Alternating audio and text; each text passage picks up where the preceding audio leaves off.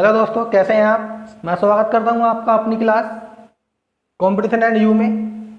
और मैं विपिन कुमार। आज हम देखते हैं कि हमने जितने भी आपको पॉलिटी पढ़ाई है उसमें आपको कितना आता है। आज उसके क्वेश्चन आंसर करेंगे। तो देखते हैं पहला क्वेश्चन। चलते हैं अपने पहले क्वेश्चन की ओर। और अब पहला क्वेश्चन है कि 1922 में निम्नलिखित में से किसके द्वारा यह उद्गार व्यक्त किया गया था कि भारतीय संविधान भारतीयों के इच्छा अनुसार होगा। करेगा। आपके पास 5 सेकंड का समय है। देखते हैं कितने लोग बता पाते हैं। सवाल एक बार दोबारा बता रहा हूं कि 1922 ईस्वी में निम्नलिखित में से किसके द्वारा यह उद्गार व्यक्त किया गया था कि संविधान भारतीयों की इच्छा अनुसार होगा। जल्दी जल्दी बताइएगा अपने आंसर।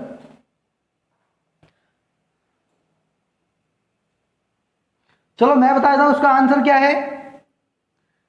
इसका आंसर है महात्मा गांधी। जी हाँ बच्चों, इसका आंसर है महात्मा गांधी। क्योंकि मैंने आपको बताया था कि जो भारतीय संविधान सभा की मांग हुई थी वो 1895 में हुई थी। किसने की थी? तो लाला लाजपत राय द्वारा की गई थी। सॉरी, 1895 में बाल गंगाधर तिलक द्वारा की गई थी। बाल गंगाधर तिलक के द्वारा की गई थी। और कहां की गई थी? तो मैंने आपको बताया था कि स्वराज बिल में की गई थी। जो स्वराज पत्रिका थी उसके द्वारा की गई थी। और 1922 में महात्मा गांधी जी ने कहा था। कब कहा था? महात्मा गांधी जी ने किसके द्वारा कहा था ये कि संविधान जो सभा होगी वो भारतीय की होगी? तो महात्मा गांधी जी ने कहा था यंग इंडिया के द्वारा। एक यंग इंडिया पत्रिका थी, मैगजीन थी, जिसके द्वारा इन्होंने संविधान सभा की मांग की थी। उन्होंने कहा था कि जो भारतीय संविधान सभा होगी वो भारतीयों की इच्छा अनुसार होगी। इसके बाद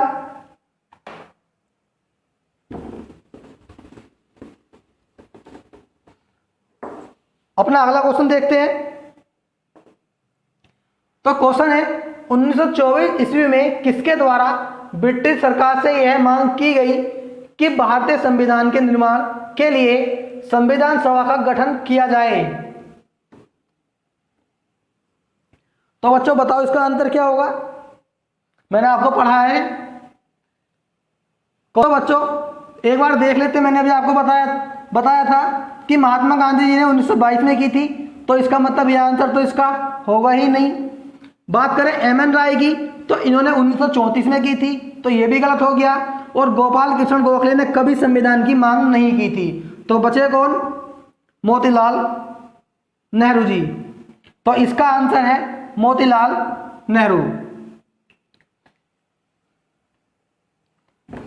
अगले हम बढ़ते हैं अपने अगले क्वेश्चन की तरफ। तो अगला क्वेश्चन है संविधान सभा के विचार का औपचारिक रूप से प्रतिपादन किसके द्वारा किया गया था। बच्चों सवाल को ध्यान से देखेंगे क्योंकि इसमें लिखा है औपचारिक, यानी ऑफिशियल तरीके से किसके द्वारा मांग की गई थी। तो बच्चों मैंने आपको बताया था अभी बिल्कुल अपने इससे पहले सवाल पढ़ा है कि जो मोतीलाल नेहरू जी थे इन्होंने 1924 में की थी। ठीक। इसके अलावा बात करें जवाहरलाल नेहरू की तो इन्होंने अपना बाद में प्रस्ताव दिया था। बात करें महात्मा गांधी जी की तो इन्होंने 1922 में की थी। ठीक। और हमारी जो संविधान सभा की औपचारिक मांग हुई थी, पहली ऑफिशियल जो डिमांड हुई थी संविधान सभा की, वो की थी एम.एन. राय ने। और ये कब की थी? 1934 में की गई थी इनके द्वारा। ठीक है बच्चों। बात करें यहाँ दो क्वेश्चन आते हैं आपके दो प्रकार के। पहला क्वेश्चन होता है आपका कि संविधान की जो पहली मांग की गई थी वो कब की गई थी। तो मैंने आपको बताया था कि 1895 में जो बाल गंगाधर तिलक थे इनके द्वारा इसकी मांग की गई थी। और कहाँ की गई थी? स्वराज बिल में की गई थी। अभी बताया था आपको। और बात करें एम.एन. राय ने जो की थी वो पहली औपचारिक मांग थी। और जो सबसे पहले की गई थी 1895 में, ये आपकी अनौपचारिक मांग थी। ये अनऑफिशियल थी और आपकी ये ऑफिशियल मांग की थी एमएन राय के द्वारा 1934 में। तो अगला क्वेश्चन पढ़ते हैं।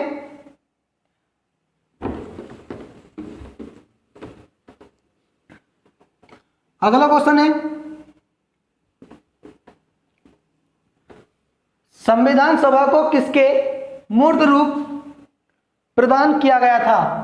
जो भारत की संविधान सभा थी, जो भारत की संविधान सभा थी वो किसके रूप में बनी थी, या किसके कह सकते हैं किसके उद्देश्य से बनी थी, या किस उद्देश्य प्रस्ताव से बनी थी? तो मैंने आपको बताया था, क्या बताया था कि पंडित जवाहरलाल नेहरू जी ने ये 4 प्रस्ताव किए थे कि भारत स्वतंत्र होना चाहिए, दूसरा बताया था गणराज्य होना चाहिए, तीसरा बताया था कि लोकतंत्र होना चाहिए, लोकतांत्रिक,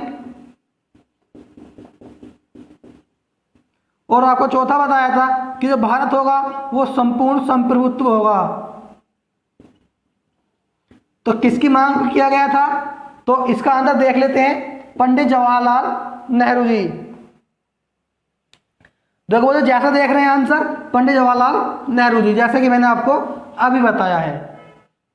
ठीक, अपने अपने आंसर भी करते चले जल्दी जल्दी, अपने अपने आंसर भी बताते रहें कि क्या आंसर है आपके।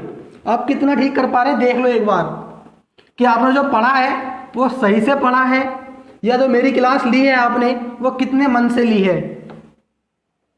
बढ़ते अगले सवाल की ओर। तो अगला सवाल है, वर्ष 1942 में किस योजना के तहत यह स्वीकार किया गया कि भारत में एक निर्वाचित संविधान सभा का गठन होगा जो युद्धोपरांत संविधान का निर्माण करेगी? तो बच्चों मैंने आपको बताया था कि जब 1939 से और 1945 तक क्या हुआ था, सेकेंड वर्ल्ड वॉर हुआ था, यानी कि द्वितीय विश्व युद्ध हुआ था। तो जो इंग्लैंड था, जो ब्रिटेन था, ब्रिटेन गिर चुका था चारों तरफ से। तो ब्रिटेन वालों ने क्या कहा था कि अगर भारतीय सैनिक हमारे यहाँ मदद करेंगे तो हम भारत को आज़ाद कर देंगे। और इसी उद्देश्य से 1942 में भारत में क्रिप्स मिशन आया था और उसने कहा था अगर हम जीत गए या अगर भारत सेना हमारा साथ देंगी तो हम भारत को एक संविधान बनाने का, एक संविधान सभा बनाने का क्या करेंगे, भारत के संविधान निर्माण करेगी। यानी कि भारत में एक संविधान सभा का निर्माण होगा या भारत एक संविधान बना सकेगा। तो किसके द्वारा होगी ये? क्रिप्स मिशन कब आया था? 1942। तो इसका आंसर क्या देख लेते हैं बच्चों, क्रिप्स मिशन 1942। आगे बढ़ते हैं अगले सवाल की तरफ। तो देखते हैं क्या है।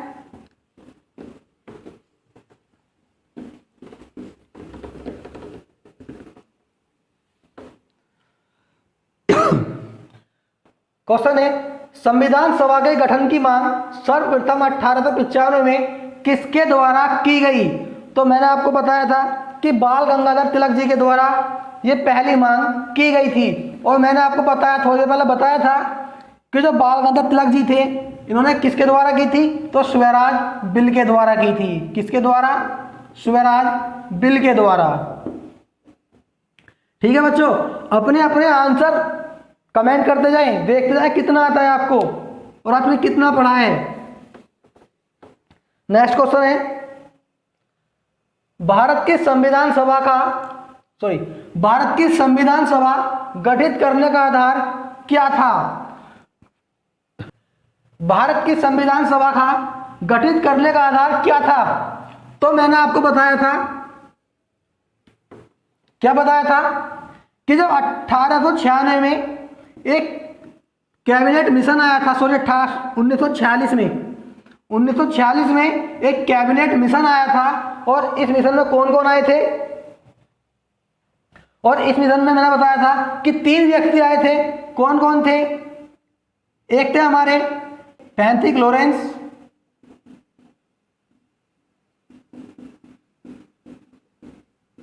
दूसरे व्यक्ति थे एबी अलेक्जेंडर,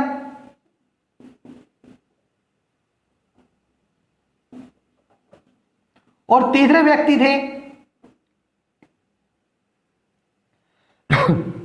स्टेफर्ड क्रिप्स।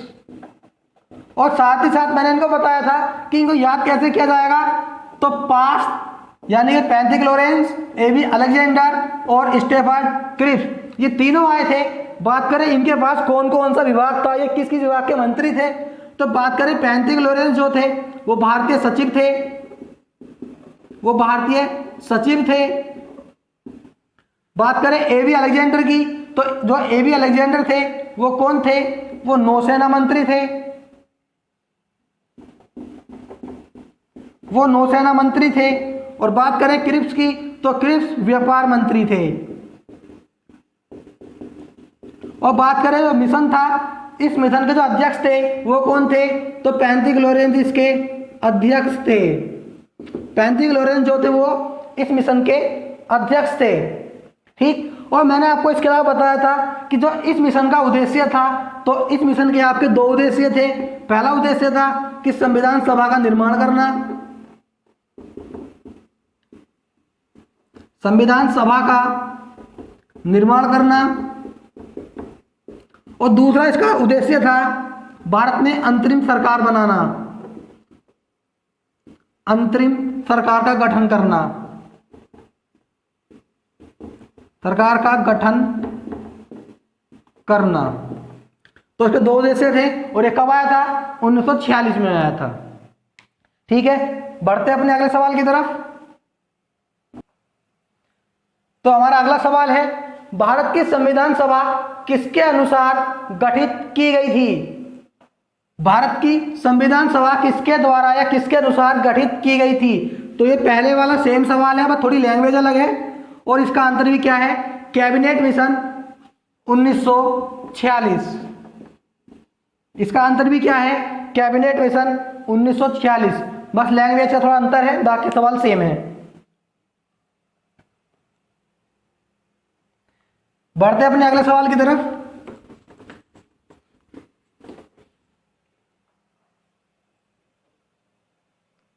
अगला क्वेश्चन है, कैबिनेट मिशन योजना के अनुसार संविधान सभा में कुल कितने सदस्य होने थे?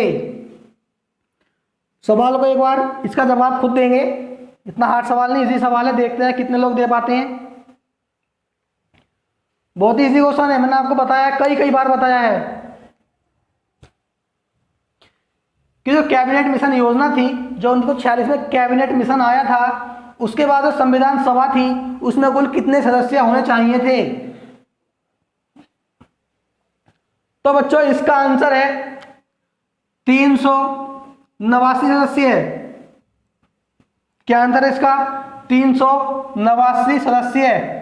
और ये 389 सदस्य थे, मैंने आपको बताया था कि इन 389 सदस्यों में से 93 सदस्य जो थे वो रियासत के थे, वो रियासत के थे।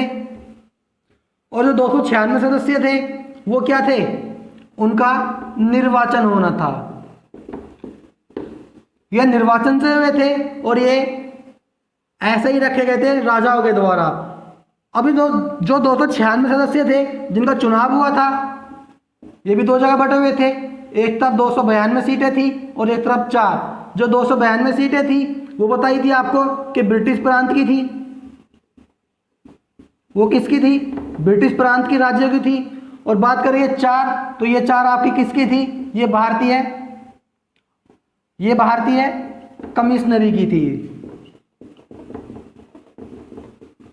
भारतीय कमिश्नरी की थी 4। और मैंने आपको बताया चारों कौन कौन सी थी, तो ए, बी, सी और डी। ए मतलब अजमेर, बी मतलब बलूचिस्तान, सी इसका अर्थ है कुर्ग, और डी का अर्थ है दिल्ली। तो ये 4 थी जो भारतीय कमिश्नरी की थी। ठीक, तो याद रहे कितने सदस्य थे, कुल 389 सदस्य थे। बात करें 389 सदस्यों की, तो इन 389 सदस्यों में से जो 15 सदस्य थे 15 महिलाएं थी। महिलाएं कितने थी? तो 15 जो सीट थी जो 15 थी वो महिलाएं थी। बात कर लेते हैं एससी कितने थे, तो एससी की सीट कितनी थी? 26 थी। बात करें एसटी सदस्य कितने थे, तो एसटी सदस्य आपके कितने थे? तो वो थे आपके 33। बात करें सिख कितने थे? सिख सदस्य तो वो थे 4। ठीक, इस प्रकार इनका कुछ विभाजन हुआ था, कुछ इनका विभाजन वर्गों के हिसाब से हुआ था। तो ठीक, तो इसका आंसर कितना है? 389 कि कैबिनेट मिशन योजना के अनुसार भारतीय संविधान सभा में कुल 389 सदस्य होने थे। ठीक है, याद रखेंगे।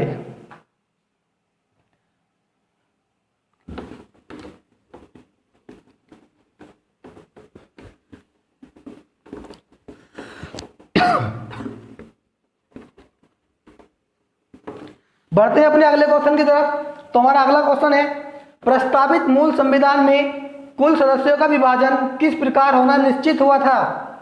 तो जैसे कि मैंने आपको बताया था कि कुल कितने सदस्य थे, तो कुल थे आपके 389 सदस्य। और मैंने अभी अभी आपको बताया था कि 389 में से ब्रिटिश प्रांत के थे वो 292 थे। तो पहला ऑप्शन है ब्रिटिश प्रांतों के 292 प्रतिनिधि थे, ये बात सही थी। दूसरा है कि देशी रियासतों के 93 प्रतिनिधि थे, तो मैंने बिल्कुल अभी आपको बताया था कि 93 ही प्रतिनिधि देशी रियासतों के थे। मुख्य कमिश्नरी क्षेत्रों के 4 प्रतिनिधि थे, जी हाँ, यह बात भी बिल्कुल सही है। तो इसका मतलब है कि ये तीनों ऑप्शन सही हैं, यानी कि उपयुक्त सभी।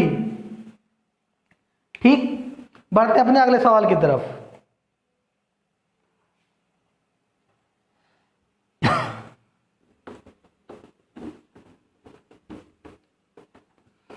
अपने अपने क्वेश्चन भी करते जाएं, देखते जाएं कि कितना कितना आप कर पा रहे हो। मुझसे पहले आंसर देने की कोशिश करो, ठीक है? मुझसे पहले आंसर देने की कोशिश करो। जितना मैं सवाल पढ़ूं उतनी देर में आंसर आना चाहिए आपका, अगर आपने सही से पढ़ा है तो। देखते हैं अगला क्वेश्चन। अगला क्वेश्चन है, संविधान सभा में विभिन्न प्रांतों के लिए 292 सदस्यों का निर्वाचन होना था। इनमें से कांग्रेस को कितने प्रतिनिधित्व निर्वाचित होकर आए थे? तो मैंने आपको बताया था स्टार्ट में कि कितनी सीटें थी, तो 389 टोटल सीट थी। इसमें से आपकी 93 रियासती सीट थी, रियासत की, और 296 जो सीट थी वो कौन सी थी? उनका निर्वाचन होना था। अब बात करें निर्वाचन की, तो ये आपका जो है ये चुनाव के बाद का सवाल पूछा है। मैं चुनाव से पहले की बात कर लूँ थोड़ी सी, उसके बाद चुनाव के बाद भी चलेंगे। तो चुनाव में क्या था, चुनाव से पहले क्या था कि जो सामान्य सीट होंगी, जो सामान्य वर्ग की होंगी, वो कितनी होंगी? 213 सीट होंगी। जो मुस्लिम समाज की होंगी वो कितनी होंगी? 79 सीट होंगी। और 4 किसकी होंगी? तो वो सिखों की होंगी। कितनी? 4 सीटें सिखों की थी। बात करें चुनाव के बाद की, तो चुनाव के बाद जो रिजल्ट आया, जो चुनाव के बाद आपका रिजल्ट आया, उस रिजल्ट में क्या था कि 208 सीट कांग्रेस को मिली थी। 208 सीट कांग्रेस को मिली। इसके अलावा 73 सीट जो थी वो मुस्लिम समाज को मिली या मुस्लिम लीग को मिली थी। ठीक, 8 सीटें आपकी ये निर्दलीय सीट थी, 8 निर्दलीय सीट थी, और 7 सीट जो थी वो छोटी छोटी राज्य की पार्टी को मिली थी। ये 7 सीटें छोटी पार्टियों को मिली थी। तो कितनी थी कांग्रेस के पास? 208 सीटें कांग्रेस को मिली थी। और जब 208 सीटें कांग्रेस को मिली थी तो तभी बताया गया था, तभी एक विचारक थे जिनका नाम था जी ऑस्टिन या ग्रेनविल ऑस्टिन। उन्होंने कहा था कि भारतीय संविधान सभा कांग्रेस है और कांग्रेस ही भारतीय संविधान सभा है। क्यों कहा था? क्योंकि 208 सीटें कांग्रेस को मिली थी।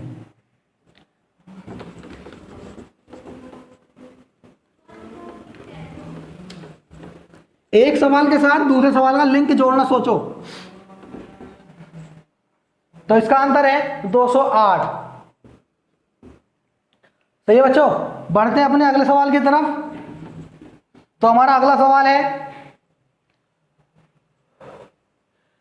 पुनर्गठन के फलस्वरूप वर्ष 1947 में संविधान सभा के सदस्यों की संख्या कितनी रह गई थी? पुनर्गठन के फलस्वरूप वर्ष 1947 में, इसको अंडरलाइन करना है, संविधान सभा के सदस्यों की संख्या कितनी रह गई थी? संविधान जो सभा थी उसके सदस्य कितने रह गए थे? कब? 1947 के बाद। क्योंकि 1947 आप जानते हैं कि 15 अगस्त 1947 को क्या हुआ था? भारत आजाद हुआ था। वो भारत दो हिस्सों में बढ़ गया था। किस किस में बढ़ गया था भारत? एक आपका भारत में बढ़ गया था और दूसरा आपका पाकिस्तान।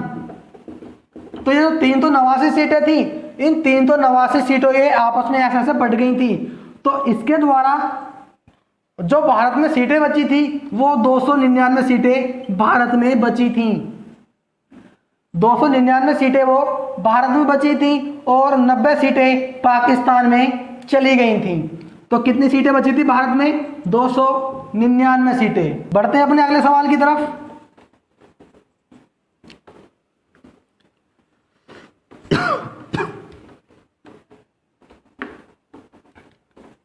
देखते हैं हमारा अगला क्वेश्चन क्या है, और आप भी इसे करने की कोशिश करो कि कितना कर पा रहे हो।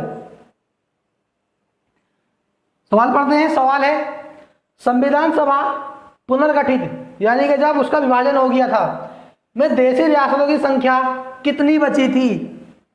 देशी रियासतें कितनी बची थी? मैंने आपको बताया था कि जब जब भारत का विभाजन नहीं हुआ था तो देशी रियासतें कितनी थी? 93 देशी रियासतें थी। और जब विभाजन हो गया था तो कितनी बची होंगी? तो जाहिर सी बात है पहला ऑप्शन तो वैसे ही गलत होता है कि 100 तो बचने की नहीं है, 93 तो पहले ही थी। तो देखते हैं कितनी सीटें बची थी।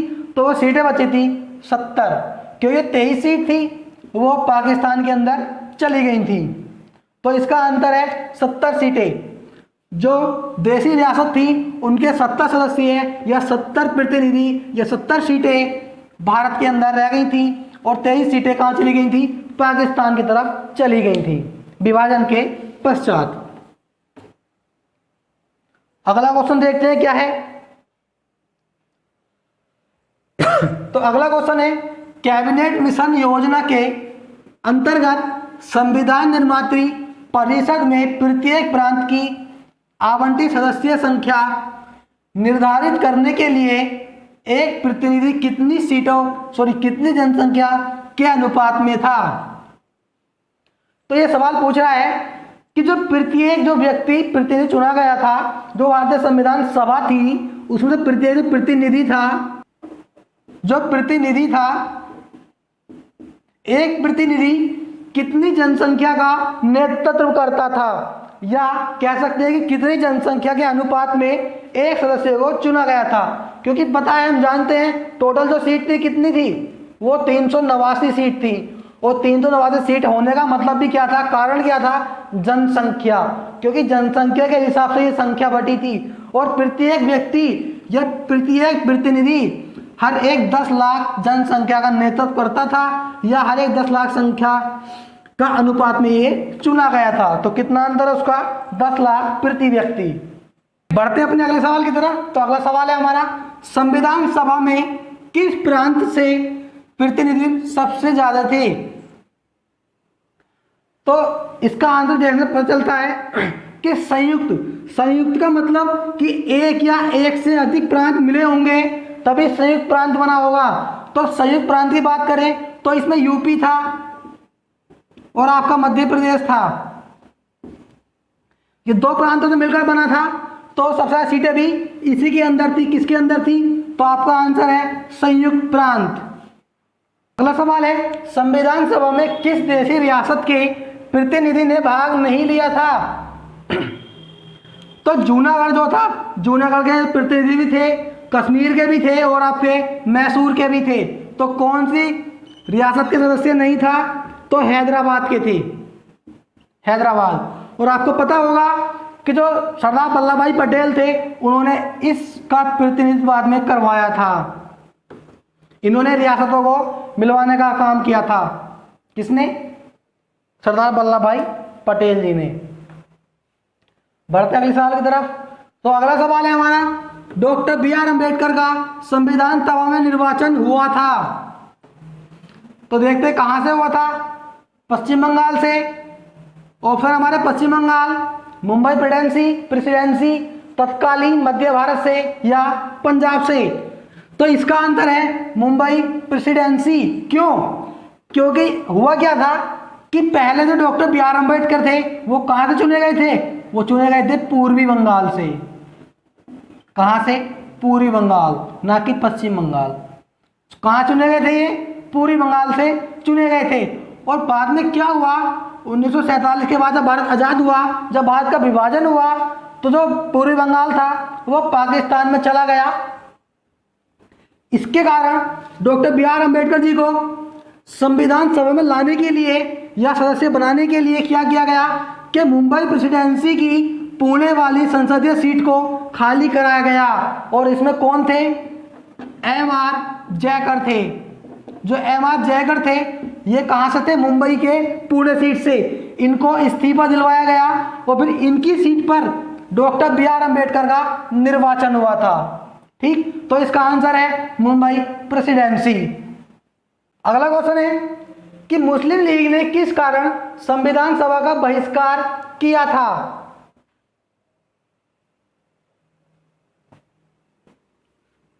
मुस्लिम लीग ने किस कारण संविधान सभा जो बनी थी उसका बहिष्कार किया था? तो इसके ऑप्शन देख लेते हैं, क्या क्या ऑप्शन दे रखे हैं। पहला ऑप्शन है मुस्लिम लीग संविधान सभा का अध्यक्ष किसी मुस्लिम को बनाना चाहता था। दूसरा ऑप्शन है मुस्लिम लीग को संविधान सभा में उचित प्रतिनिधित्व नहीं मिला था। और तीसरा ऑप्शन है कि मुस्लिम लीग मुस्लिमों के लिए एक अलग संविधान सभा चाहता था। इसका आंसर है सी। और सी क्यों है कि मुस्लिम लीग जो मुस्लिम व्यक्ति थे उनके लिए एक अलग संविधान सभा की मांग कर रहा था।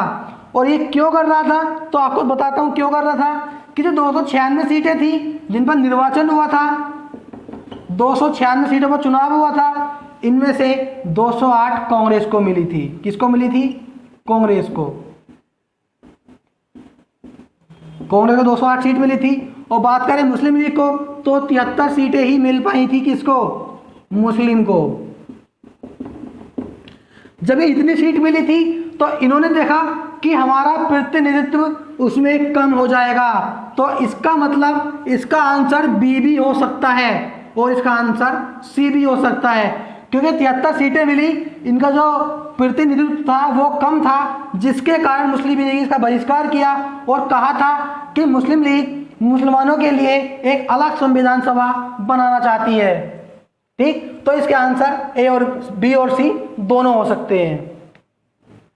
ठीक है, बढ़ते अपने अगले सवाल की तरफ।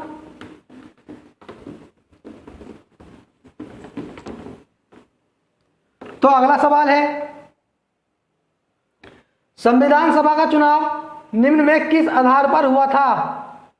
मैंने आपको बताया था कि जो भारतीय संविधान का चुनाव हुआ था वो कितनी सीटों पर हुआ था? 296 सीटों पर हुआ था। और चुनाव से पहले बता दिया गया था कि 213 सीटें होंगी वो सामान्य वर्ग की होंगी। इस सामान्य वर्ग में कौन कौन थे? तो इस सामान्य वर्ग में आपके हिंदू, ईसाई जो क्रिश्चियन है, बौद्ध, जैन और पारसी थे। ये धर्म थे जो किस में थे? ये धर्म थे आपके सामान्य में। बात कर लें कि इसके अलावा 79 थी वो किसकी थी? वो मुस्लिमों के लिए दी गई थी। और 4 सीटें सिखों के लिए दी गई थी। तो इसका मतलब हुआ कि जो ये आधार था इसका चुनाव का, इस चुनाव का आधार क्या था? वर्गीय मत अधिकार। ये वर्गों के हिसाब से विभाजित हुआ था। तो देख रहे हैं जिसका, जैसा आप देख रहे हैं इसका आंसर वर्गीय मत अधिकार के आधार पर इसका चुनाव हुआ था। और कितनी कितनी सीटें मिली, कितनी कितनी सीटें निर्वाचित होनी थी इनकी, मैं आपको बता चुका हूं। बढ़ते हैं अपने अगले सवाल की तरफ। तो हमारा अगला सवाल है, संविधान सभा के सदस्य प्रतिनिधि थे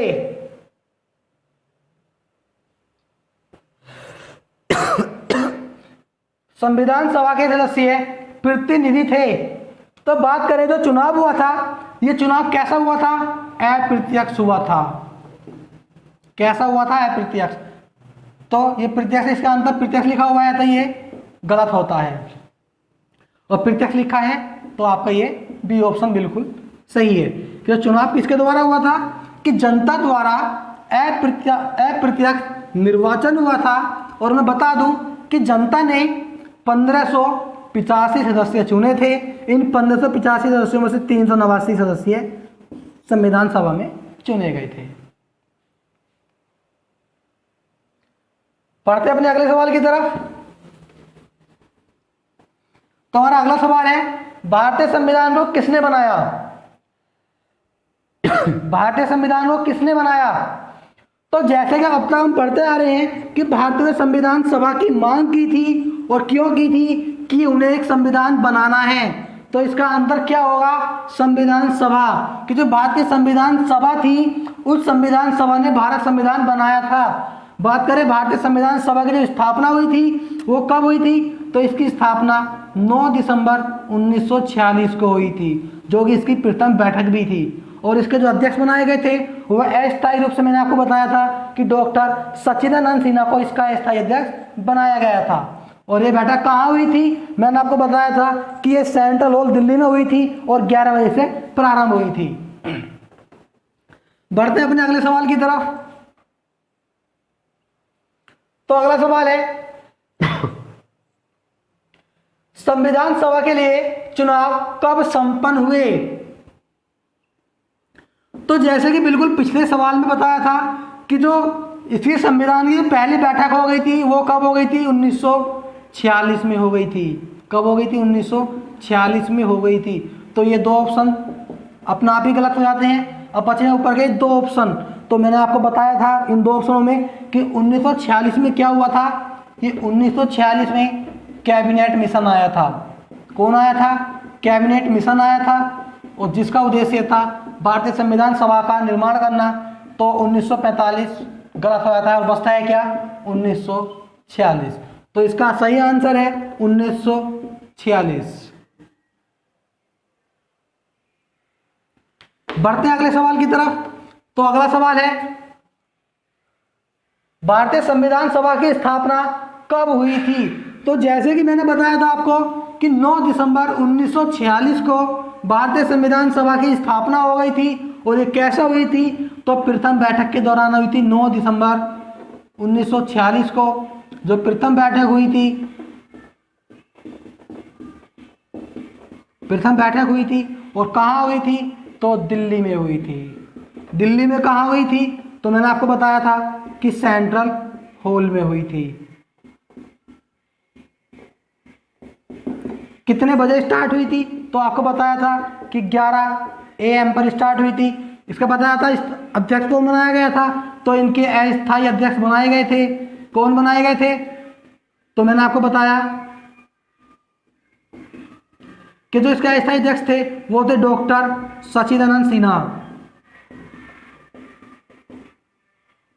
डॉक्टर सच्चिदानंद जो थे वह इसके अध्यक्ष, अस्थायी अध्यक्ष बनाए गए थे। और किसने बताया था? ये बताया था कृपलानी जी ने।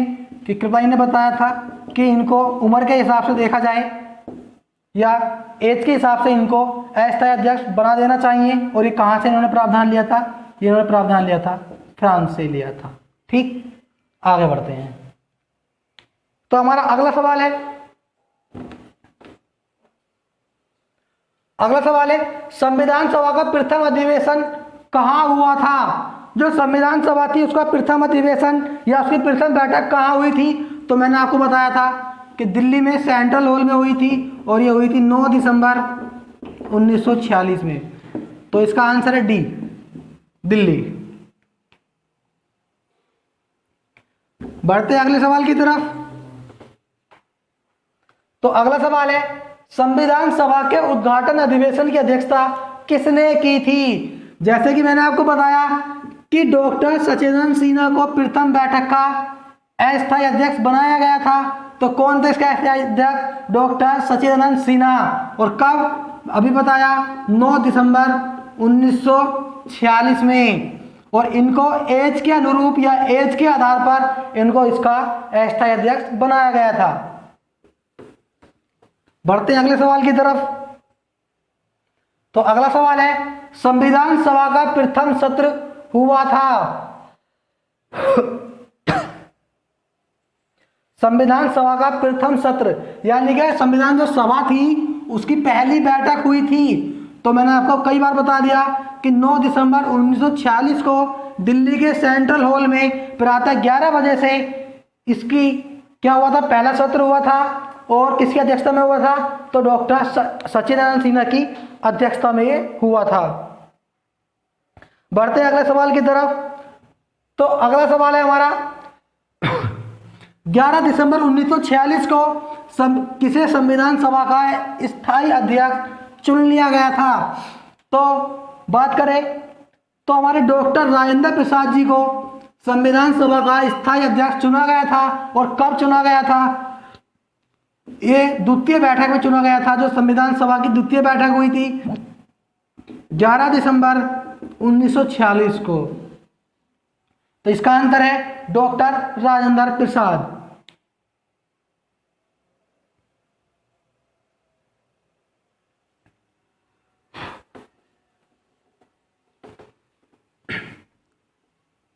अगला सवाल है कि संविधान सभा के संवैधानिक सलाहकार कौन थे।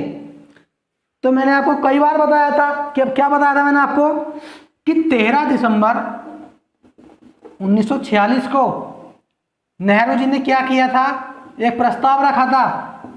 जो प्रस्ताव में क्या था कि स्वतंत्रता बताया था, भारत स्वतंत्र होना चाहिए, बताया था भारत एक गणराज्य होना चाहिए, भारत एक लोकतांत्रिक होना चाहिए और भारत संपूर्ण संप्रभुत्व होना चाहिए। और इसके अलावा इन्होंने बताया था कि वेनेगल नरसिंह राव को संविधान सभा का क्या बनाया जाए, सलाहकार बनाया जाए। बढ़ते हैं अगले सवाल की तरफ। तो अगला सवाल है, निम्नलिखित में से कौन संविधान सभा का सदस्य नहीं था। निम्नलिखित में से कौन संविधान सभा का सदस्य नहीं था। तो बात करें, मैंने आपको बताया था कि जो के.एम. मुंशी थे ये संविधान सभा में शामिल होने वाले एकमात्र कांग्रेसी थे, यानी कि ये सदस्य थे। बात करें एन गोपाल स्वामी अयंगर की, तो ये भी प्रारूप समिति के सदस्य थे। और ये टी.टी. कृष्णाचारी, इनकी बात करें तो ये भी क्या थे, संविधान सभा, जो संविधान सभा थी उसकी प्रारूप सभा के, जो प्रारूप थी इसकी प्रारूप समिति, उसके सदस्य थे। तो बचे कौन, तो इसका आंसर है आपका एच.एच. बेग। बढ़ते हैं अगले सवाल की तरफ। तो हमारा अगला सवाल है, संविधान के विभिन्न पहलुओं के अध्ययन हेतु संविधान सभा ने कितनी समितियां नियुक्त की थी।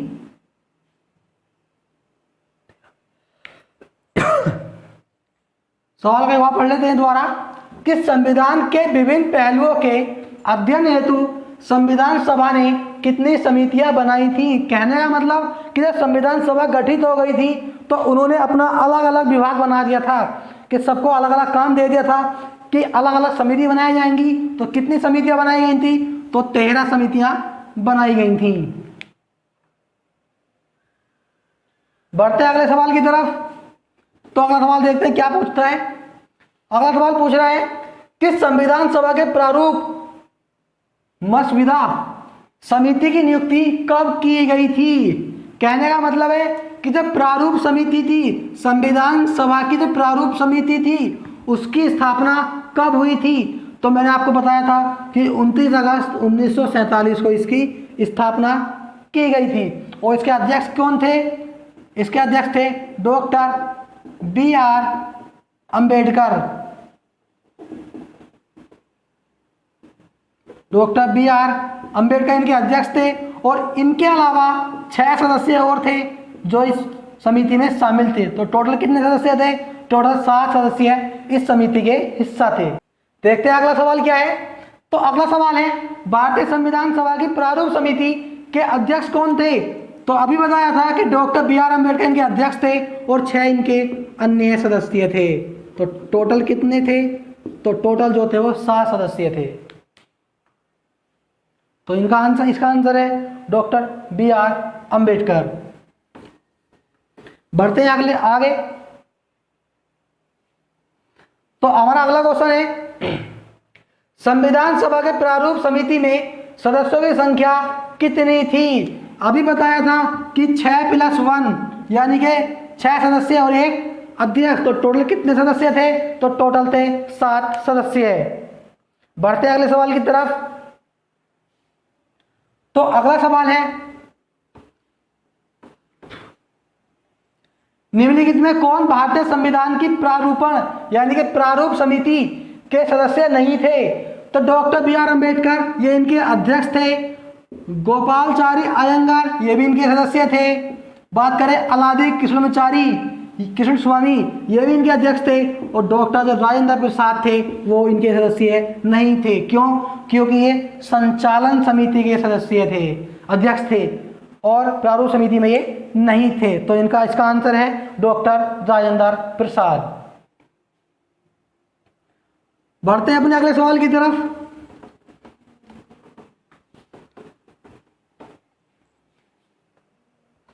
तो अगला सवाल है, निम्नलिखित में से कौन प्रारूप समिति का सदस्य नहीं था? तो अभी बताया था कि गोपाल स्वामी अयंगर भी थे, के एम मुंशी भी थे, मोहम्मद सादुल्ला भी थे, और जो पंडित जवाहरलाल नेहरू थे वो संघ शक्ति संविधान समिति के सदस्य थे, अध्यक्ष थे, ना कि प्रारूप समिति के। तो इसका आंसर है क्या? पंडित जवाहरलाल नेहरू जी। बढ़ते अगले सवाल की तरफ। तो अगला सवाल है, संविधान की प्रारूप समिति के समक्ष प्रस्तावना का प्रस्ताव किसने रखा था? संविधान की प्रारूप समिति के समक्ष प्रस्तावना का प्रस्ताव किसने रखा था? तो मैंने आपको बताया था कि पंडित जवाहरलाल नेहरू ने क्या किया था? 13 दिसंबर 1946 को एक प्रस्ताव रखा था। उस प्रस्ताव में बताया गया था कि भारत स्वतंत्र होना चाहिए, भारत एक गणराज्य होना चाहिए, भारत लोकतांत्रिक होना चाहिए, भारत संपूर्ण संप्रभुत्व होना चाहिए। और ये चारों बाद में क्या बने थे? ये प्रस्ताव का आधार बने थे। तो प्रस्ताव का आधार किसने रखा था? पंडित जवाहरलाल नेहरू जी।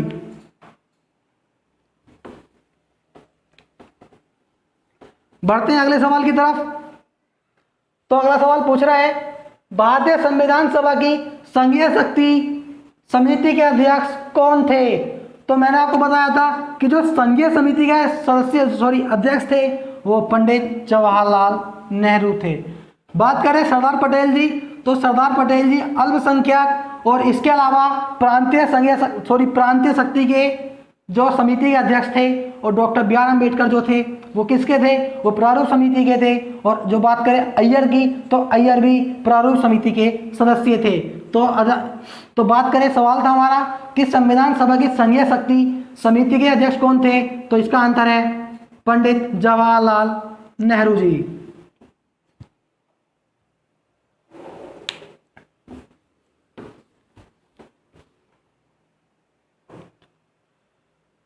संविधान निर्मात्री सभा में झंडा समिति के अध्यक्ष कौन थे? सवाल दिया था कि संविधान निर्मात्री सभा में झंडा समिति के अध्यक्ष कौन थे? तो J B Kripalani, K M Munshi, doctor B R Ambedkar या पंडित जवाहरलाल नेहरू। बात करें तो इनमें से एक ऑप्शन और है, इनमें से कोई नहीं, या इनमें से कोई नहीं। क्यों? क्योंकि जो इसका आंसर है वो इनमें से कोई नहीं। क्योंकि कौन थे? बात करें कि जो भारतीय झंडा समिति थी उनके जो अध्यक्ष थे वो डॉक्टर राजेंद्र प्रसाद थे। डॉक्टर राजेंद्र प्रसाद जी इनके अध्यक्ष थे। और बात करें जेबी कृपलानी, तो जो जेबी कृपलानी है, अधिकतर बच्चों ने पढ़ा होगा कि जेबी कृपलानी, तो बात करें जेबी कृपलानी की, तो जेबी कृपलानी झंडा समिति की, जो झंडा आपकी थी उसकी उप समिति के अध्यक्ष थे। उप समिति के दोनों में अंतर देखना है क्या है। बात करें मेन समिति की तो डॉक्टर राजेंद्र प्रसाद हैं, बात करें उप समिति की तो जेबी कृपलानी थे। बढ़ते हैं अपने अगले सवाल की तरफ। तो हमारा अगला सवाल दिया हुआ है, संविधान को 26 जनवरी के दिन लागू करने का निर्णय इसलिए लिया गया था क्योंकि, इनके ऑप्शन पढ़ेंगे। तो पहला ऑप्शन देखते हैं क्या है कि कांग्रेस ने इस तिथि को 1930 में स्वतंत्रता दिवस के रूप में मनाया गया था, ऑप्शन ए। ऑप्शन बी है कि इस तिथि को 1942 में भारत छोड़ो आंदोलन प्रारंभ किया गया था, और तीसरा ऑप्शन है कि यह एक शुभ दिन था, या इनमें से कोई नहीं। तो बात करें तो कांग्रेस ने 1930 को, यानी कि 26 जनवरी 1930 को प्रथम स्वाधीनता दिवस मनाया था, जिस कारण भारतीय संविधान 26 नवंबर 1949 को बनने के बाद भी, यानी कि अंगीकृत के बाद भी 2 महीने के बाद 26 जनवरी 1950 को लागू किया गया। तो इसका आंसर है कि 1930 में इसी तारीख को कांग्रेस ने प्रथम स्वाधीनता दिवस मनाया था। तो हमारा अगला क्वेश्चन है, भारतीय संविधान सभा में महिला सदस्यों की कुल संख्या कितनी थी? तो मैंने आपको बताया था कि यह 15 महिलाएं भारतीय संविधान सभा में शामिल हुई थी, मगर जब भारतीय संविधान अंगीकृत किया गया था 26 नवंबर 1949 को, तो इसमें कितने सदस्यों ने, तो इसमें 8 महिलाओं ने अपने हस्ताक्षर किए थे, मगर कुल की बात करें तो 15 शामिल हुई थी। ठीक, तो आज का हमारा सेशन यही खत्म होता है। आपके कितने सवाल सही हुए आप कमेंट बॉक्स में जरूर बताइएगा कि कितने आप सवाल सही किए हैं या कितने गलत किए हैं। तो मिलते हैं अगले कंटेंट के साथ, अगले चैप्टर के साथ।